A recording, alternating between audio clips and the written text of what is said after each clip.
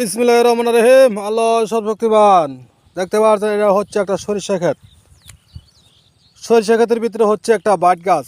দেখতে পাচ্ছেন যে সরিষার ক্ষেতের সরিষা গাছের উপর দিয়ে হয়েছে বাট গাছ।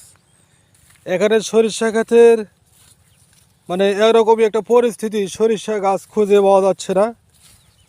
যে সার বীজ দিছে সরিষার জোর বাড়বো, সরিষা গাছ বড় হবে, কিন্তু এখানে হয়েছে বাট গাছ।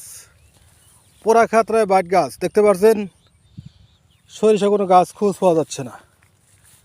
এই গাছের দমন করার কি ওষুধ আছে সেটা কৃষিবিদ ভাইদের কাছে জানতে চাই। একটা পোড়া খাতরায় দেখতে পাচ্ছেন শুধু বাট গাছ আর বাট গাছ, 2-4টা সরিষা গাছ দেখা যায়। যেখানে সরিষা তাজা হবে সেখানে হয়েছে বাট গাছ তাজা। তার পাশের ক্ষেতগুলো ভালো আছে, দেখতে পাচ্ছেন অনেক বড় বড়, অনেক সুন্দর সরিষা হয়েছে। কিছু কিছু ক্ষেত পেকেও গেছে। কী কী বীজ দিলে বাট গাছ দমন হবে সেটা বেশ কৃষকবিদদের কাছে জানতে চাই। লাইক কমেন্ট শেয়ার করে জানিয়ে দেবেন। ধন্যবাদ।